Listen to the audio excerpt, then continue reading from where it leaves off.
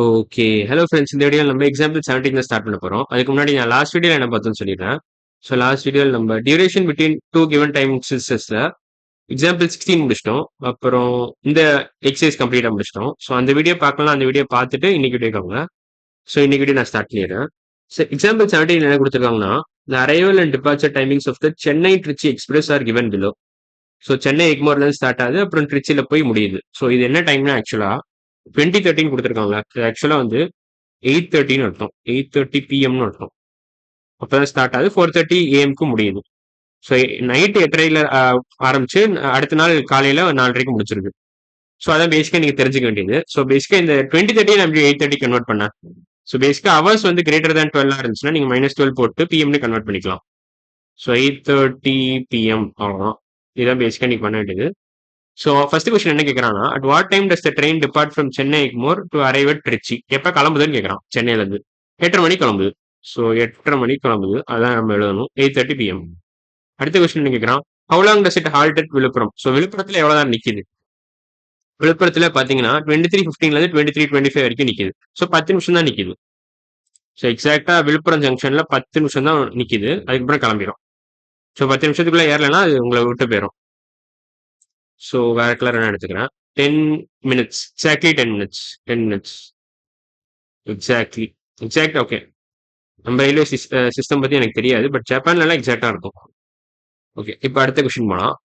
Find the total journey time of the train from Chennai to Trichy. Okay, இதான் கேட்கறான். So 8:30 மணிக்கு கிளம்பி 4:30க்கு வந்துடுறான், ரீச் பண்ணிடுறான்.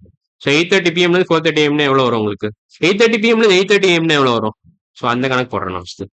8:30 பிஎம்ல இருந்து 8:30 ஏஎம்னா எவ்வளவு வரும் உங்களுக்கு? 8:30 பிஎம் டு 8:30 ஏஎம் போட்டுட்டு இந்த கணக்கை போட்டு இந்த இதுக்கு ஒரு ஆன்சர் உள்ள போட்ட உடனே அது -4 போட்டீங்கன்னா உங்களுக்கு இந்த கொஸ்டினுக்கான ஆன்சர் கிடைச்சிடும். அதாவது தேர்ட் கொஸ்டினோட ஆன்சர் கிடைச்சிடும். ஸோ 8:30 பிஎம் டு 8:30 ஏஎம்னு என்ன? நைட் 8:30 கிளம்பி காலையில 8:30 மணிக்கு வந்தா எவ்வளவு ஹவர்ஸ் வரும்? 12 ஹவர்ஸ் வரும். ஸோ இந்த டியூரேஷன் பேசிக்கா 12 ஹவர்ஸ் தான். இந்த journey time 12 hours. 8:30 PM to 8:30 ஏஎம்னா 12 hours. இப்போ 8:30 பிஎம் டு 4:30 ஏஎம்னு என்ன வரும் உங்களுக்கு? பேசிக்கா இதுல இருந்து 4 ஹவர்ஸ் குறைச்சிடுறீங்க. ஸோ 12 ஹவர்ஸ்க்கு நீங்க 4 ஹவர்ஸ் ரெடியூஸ் பண்றீங்க, அப்படின்னா 8 ஹவர்ஸ் தான் வரும். அதான் நம்ம கேட்டிருக்க கேள்வியும். நம்ம கேட்டிருக்க கேள்வி என்னன்னா, 8:30 பிஎம்ல இருந்து 4:30 ஏஎம் எவ்வளவு வரம் தான் கேட்டிருக்காங்க. 8:30 பிஎம்ல இருந்து 8:30 ஏஎம்ன்றது நம்மளே கிரியேட் பண்ண ஒரு கொஸ்டின் தான். ஆனா அது ஒரிஜினல் அந்த ஆன்சரும் இதையும் நீங்க லிங்க் பண்ணக்கூடாது. ஸோ ஆன்சர் வந்து 8 ஹவர்ஸ் தான். So answer 8:30 PM to 4:30 AM is nothing but 8 hours.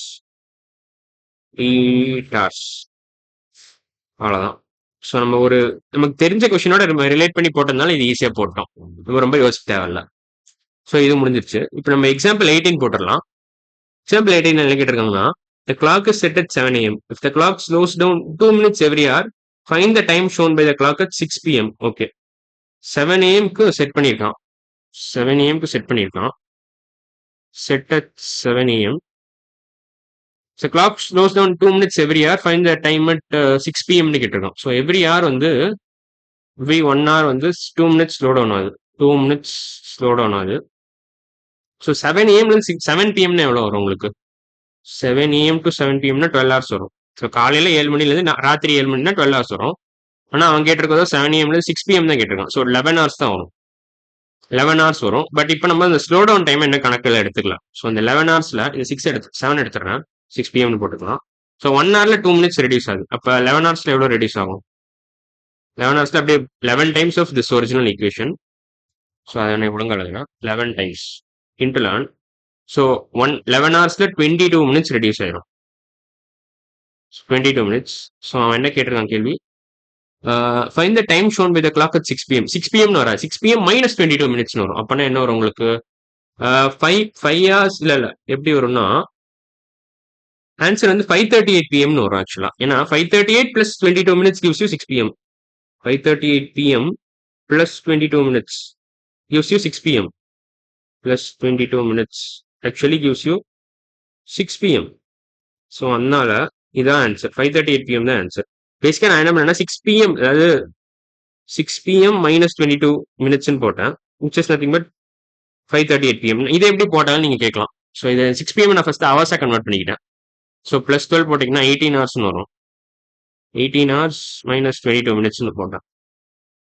So இது போட்டீங்கன்னா உங்களுக்கு கிடைச்சிடும் ஆன்சர்.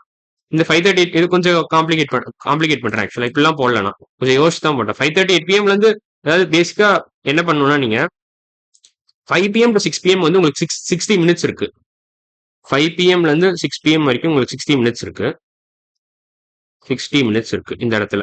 இது எல்லாருக்குமே தெரியும். 1 ஹவர்ல 60 மினிட்ஸ் இருக்கு. அதான் நான் இப்படி போட்டிருக்கேன். இந்த 60 மினிட்ஸ்ல இருந்து நீங்க இந்த 22 மினிட்ஸ் ரெடியூஸ் பண்ணிருங்களா?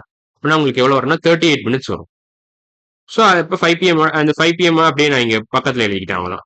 ஸோ 5 PM நான் அப்படி என்ன எழுதுவேன்னா 5 ஹவர்ஸ் எழுதுவேன் அவ்வளவுதான். ஸோ பேசிக்கா இதான் ஒரு ஜென்ரல் ஐடியா இதான். ஸோ 5 ஹவர்ஸ் 5:38 PM அவ்வளவுதான். அதான் ஆன்சர் இந்த கொஸ்டினுக்கு. இப்போ அடுத்தது பார்க்கலாம். இயர்னா என்னன்னு பார்த்துடலாம். ஓகே, இயர் இப்ப பார்க்கலாமா? இப்ப பார்க்க வேண்டாம். அடுத்த வீடியோல பார்க்கலாம். ஸோ இயர் நம்ம அடுத்த வீடியோல பார்க்கலாம். ஸோ இன்னைக்கு வீடியோ நம்ம எல்லாம் முடிச்சிருக்கோம்னா 18 எக்ஸாம்பிள் 18 முடிச்சிட்டோம். அப்புறம் எக்ஸாம்பிள் 17 முடிச்சிட்டோம். ஸோ அடுத்த வீடியோல நம்ம இயர்னா என்னன்னு பார்த்துடலாம். ஸோ இன்னைக்கு வீடியோ அவ்வளவுதான். அடுத்த வீடியோல பார்க்கலாம். பாய்.